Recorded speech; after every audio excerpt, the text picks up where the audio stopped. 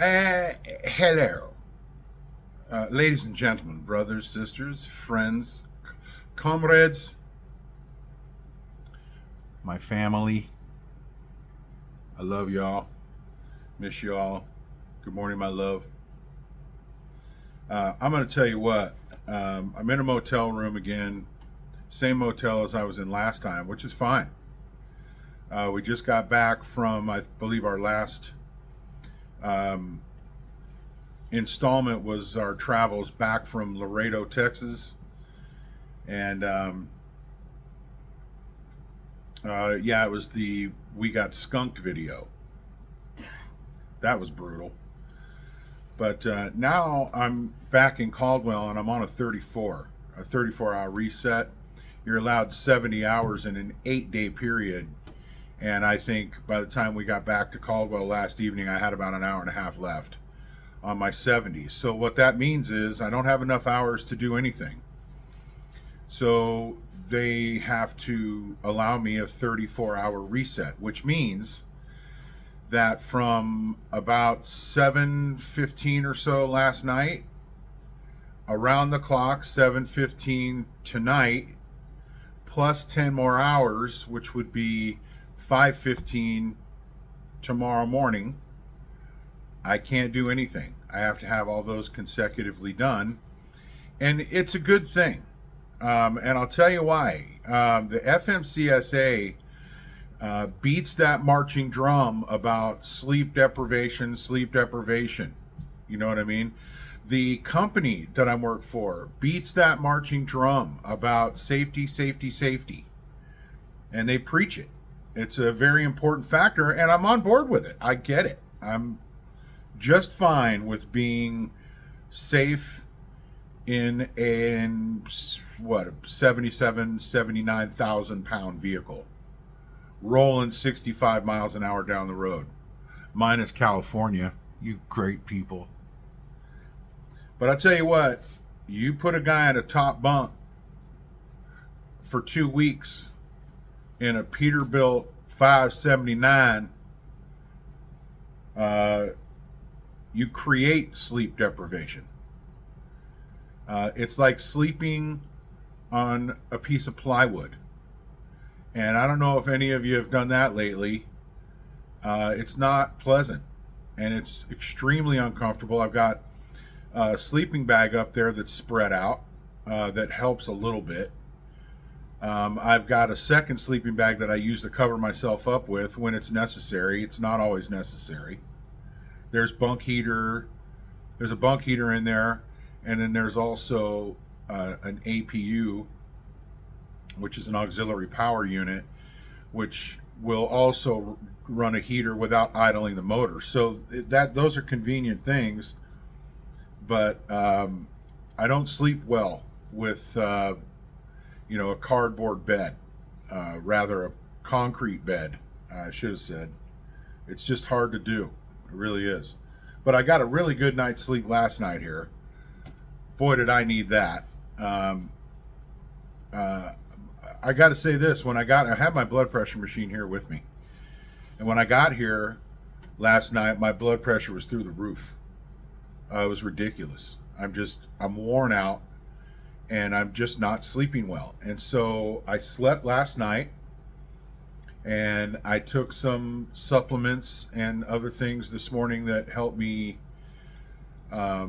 control my blood pressure, because the idea that I may have a physical today is looming, but I don't know. And my blood pressure is finally down back into the 130s over 70s, and it's got to be there for a DOT physical, or I run into issues. So I have to keep an eye on it all the time anyway. And I am doing my best to eat good, decent food out of a truck stop. I don't have my own truck. You know what I mean? So I don't have my own. I got a bitchin' ice chest from my coworkers that gave me a retirement little surprise shindig I wasn't expecting. And they gave me this ice chest that you plug into a 12 volt or a 110 or whatever.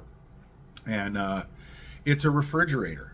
So in addition to the refrigerator that's in the truck, which I can use, but it's small. Dude uses it too. I'll have this other ice chest where I can keep, good food, fruits and vegetables, good protein. That's not the bagged protein like little chicken chests, fillets, which that's great to eat. But if you get it already cooked, then you don't know what they're doing to it. If you get it like a package of chicken chests and then slice it into tenders, pop it in an air fryer or a George Foreman, and then refrigerate that, brother, you got food for a week. Good food that doesn't have a mass amount of sodium in it. And when I have to monitor my blood pressure, sodium is a bad thing. It retains fluid in your system, which makes your veins bigger, and it takes more heart pressure to push it through your veins and arteries.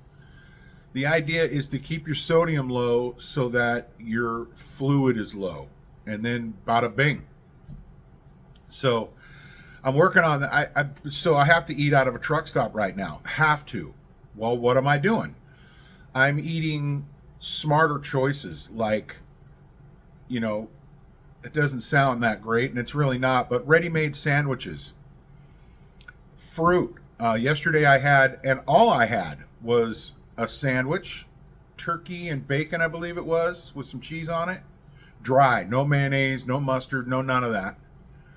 With wheat bread that was really grainy. You could chomp on the grains, hey? So I ate that yesterday morning, and I had some pineapple, and I had some of those, they're kind of long sausage sticks about big around as my pinky. See my pinky? And they're sort of long like that. Throughout the day, I munched those, after I got the hungers again, when my sandwich landed.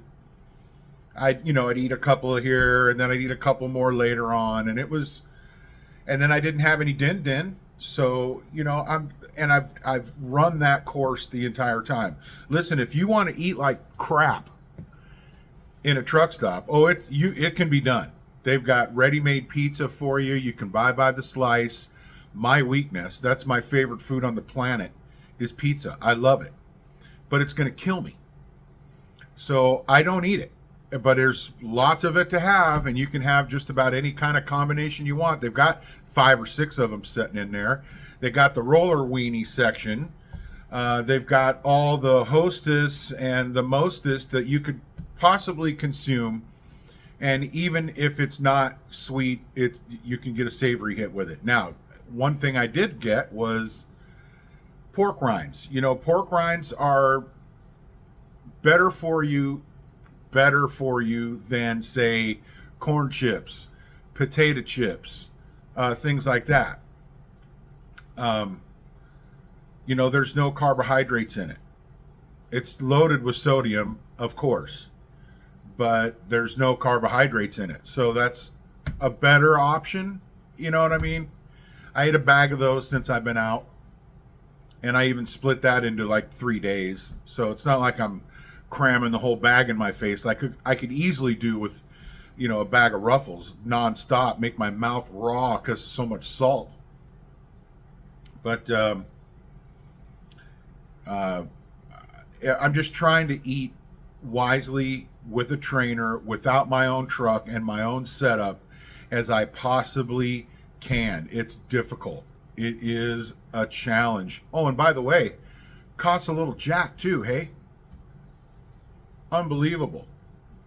I mean, it's kind of ridiculous. You buy a meal, it's going to be $16, $17. That's without a drink. Yesterday I bought that, what I told you, sandwich, a package of Lynx, and a cup of fruit. And it was $17, actually, at the truck stop in Laramie, Wyoming. Just ridiculous. You know what I mean? And anyway, let's move along. I got to be careful, and it's difficult. and expensive. Got into Caldwell last night. I bought a room, as I said before. I'm on the 34, as I said before, and I just don't know what the day brings. We left Laramie, Wyoming, yesterday morning at about 6:30 a.m. and we got here at about 6:30 p.m. Trainer Ed drove about 340 miles yesterday. We switched off at a rest stop in somewhere in Wyoming. I don't really know where, because it was a rest stop, so I didn't really get a chance to look up where we were. So we hit the rest stop, and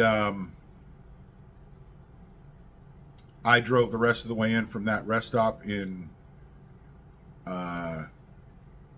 western Wyoming over to Caldwell, which is western Idaho. So I drove like 378 miles, I think it was.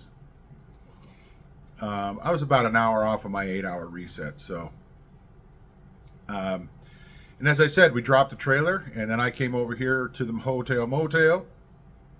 Trainer Ed was out of hours, so he slept in the parking lot in his truck out in the way, and I offered him a shower. You know, he's been giving me showers ever since we've been out. I offered him to come up here into this room and take a shower, but he declined, which that's fine. I just don't know where he's going to take a shower. Caldwell doesn't have any driver amenities. They're working on getting a building built, but it's not even started yet, much less built. So there's no shower over there. So he probably, and he has to get a service on the truck today. So he's probably going to go get the service done, and then I'll stay here again tonight, and he'll probably stay at the Flying J until tomorrow morning, and then he can take a shower when he gets over there later today. So got some laundry going downstairs. I finally got a chance to get some of that in. You know, life of a truck driver, man. You got to eat well, you got to sleep well, and you have to do some chores. You know what I mean? On top of keeping your truck safe to go down the road, you have to take care of yourself. You know what I mean? So there's a lot to do. And I love doing it. I'm happy to do it, but it's going to be so much easier when I have my own rig that I don't have to worry about buying junk food. I can get into a Walmart or somewhere that takes, you know, is truck friendly, and park the truck, go inside and buy some good food when I get some home time. Mama and I talked about this last night, matter of fact. We'll go get myself prepared for, you know, a couple of weeks. I'm only going to be out 3 weeks at a time at the most ever. I'll be a little bit pissy if I'm out any longer than that. And if I'm out for 21 days, I get 5 straight off. So yeah, I'm fine with that. Mama is too. We're good with that. This is the long stretch, and I basically in my second week, doing good. Backed into a tight hole yesterday in Laramie. I had to do it again. I had to go around because I didn't hit it right. I was too far away from the line of trucks I was trying to park between. And when you're too far away, you're too far out, you don't have enough maneuverability for your truck to come back around under your trailer. So I had to go back around and get really tight next to the trucks I want to park to so that I could move out, move back out. Now I've got my truck set up in a 45-ish angle, and then really crank that steering wheel to get that thing to come back around to my left and back into that space between two trucks. It's a maneuver that happens a lot, but you got to know how to do it. And so I got the thing back in there. There was a dude, Latino. I don't know what. I don't think he was of a Mexican persuasion. I think he was more Central America type. Hilarious dude, man. He was standing right next to us, and he's yelling, "That's what you have to do with the Peter." So he was very, very happy guy, and he was very happy and proud of me that I went all the way around and tried it again and then I got it right in. Once I had myself set up right. And that's the key. You got to be set up right. And this dude was tickled. Went back into his truck, pulled out a Peterbilt like this logo right here, but it was a belt buckle. And he gave it to my trainer, and he says, "You don't give it to him now. You give to him when he graduate, and he take that. I get it from a truck driver 30 years. He give to me, I give to you." And I thought, you know what? That's a beautiful gesture from a dude that doesn't even know me, and I don't know him. And he kicked down with a belt buckle that I'll receive upon graduation from my trainer. I just thought, what a beautiful human gesture to do something that beautiful, and meant it from the bottom of his heart. I just was totally tickled about it. And I have some work to do to get that thing backed in to a hole that's that tight, and I'm gonna do it. I'm gonna do it. I'm gonna practice until I have this thing done, so I can get out of that damn truck and off that damn bunk. So every 5 days we get a motel when we're out, because it just gives everybody a chance to, first of all, catch up on your sleep, because I'll need it. And secondly, just to get away from each other. That's also important. You know, I'm living in this very small space with this dude. It's his house, so I feel like I'm the one constantly walking on eggshells. I'm not in my comfort zone. It's his zone. And I'm not comfortable with that. And I have to do what I have to do to get my dues paid.